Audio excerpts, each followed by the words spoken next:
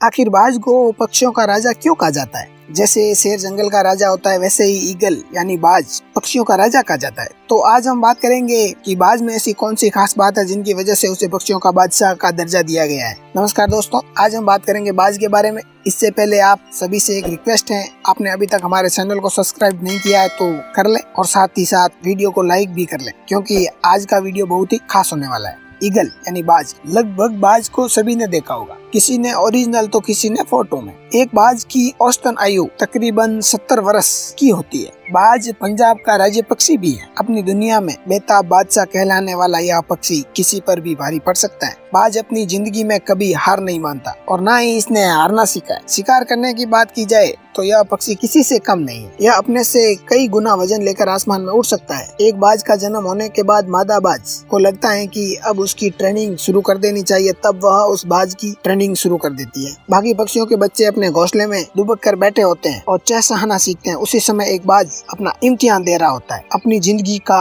कड़ा इम्तिहान। उस समय मादा बाज अपने बच्चे को पंजे में दबाकर मीलों दूर आसमान में उड़ जाती है और फिर वहाँ से उसे छोड़ देती है। छोड़ने पर वह बच्चा बहुत तेजी से नीचे जमीन की ओर आता है और गिरने के डर से वह अपना पंख फड़फड़ाता है, धरती से थोड़ा सा दूर रहता है और उसे लगता है कि अब वह मरने वाला है। तभी अचानक से उसे एक पंजा गिरफ्त में लेता है। वह पंजा होता है उसकी माँ का। इसी प्रकार जब तक मादा बाज यह काम करती रहती है, तब तक वह बच्चा उड़ना नहीं सीख। सबसे खतरनाक बात यह कि बाज का बच्चा थोड़ा सा बड़ा होने पर मादा बाज अपने घोंसले से सॉफ्ट वस्तु बाहर निकाल देती है, क्योंकि वह जानती है कि उसका बच्चा अगर घोंसले में कंफर्टेबल हो गया तो यह कभी आसमान में उड़ना नहीं चाहिए। इसलिए बाज का जन्म भी चुनौतीपूर्ण परिस्थिति में होता है। अगर बाज के जन्म लेते ही उसके सामने चुनौतियां व कठिन परिश्रम रख दी जाती है और बाज को वो सारी चुनौतियां और सारी परीक्षाएं पास करके आगे बढ़ जाना होता है। इसी प्रकार बाज कभी हार नहीं मानता और सारी परिस्थितियों को पार कर अपनी सारी परीक्षाएं सफलतापूर्वक खत्म कर आगे बढ़ जाता है। इतना सब कुछ करने के बाद हमें एक बाज मिलता है। इतना ही नहीं,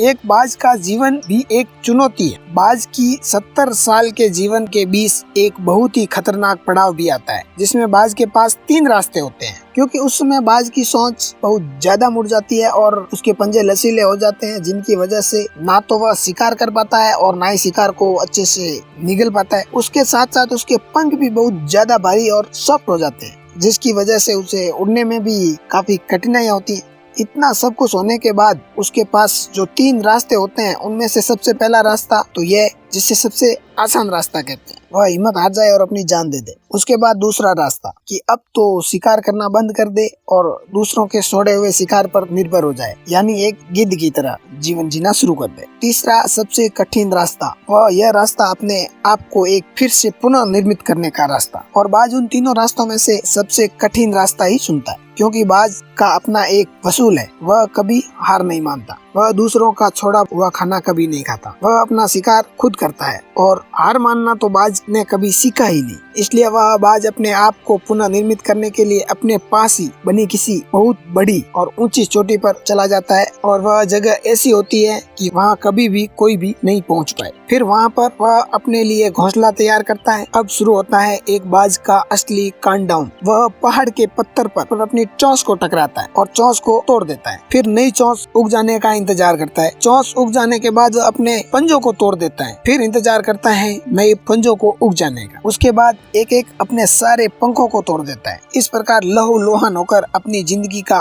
भयंकर इम्तिहान पास करता है। इस प्रक्रिया में बाज को टोटल समय 5 महीने का लगता है। इस प्रकार वह अपने आप को पुनः निर्मित करता है। इतनी कठिनाइयां सहने के बाद एक बार फिर तैयार हो जाता है आसमान का चीना चीर कर उड़ जाने के लिए। जब तूफान आता है तो बाकी पक्षी अपने छिपने के लिए जगह ढूंढते हैं और बाज उसी हवा में बेफिक्री से उड़ने का मजा लेता है। जब बारिश होती है तो बाकी पक्षी अपने घोंसले में दुबक कर बैठ जाते हैं और वहाँ बाज बादलों से भी ऊपर उड़ रहा होता है। यह है एक बाज की ताकत। इसलिए ही तो बाज को पक्षियों का राजा कहा जाता है। इसलिए कभी बनना हो तो बाज की तरह बनो, किसी और पक्षी की तरह नहीं। आज के लिए बस इतना ही, मिलते हैं अगले वीडियो। तब तक के लिए जय हिंद, जय भारत।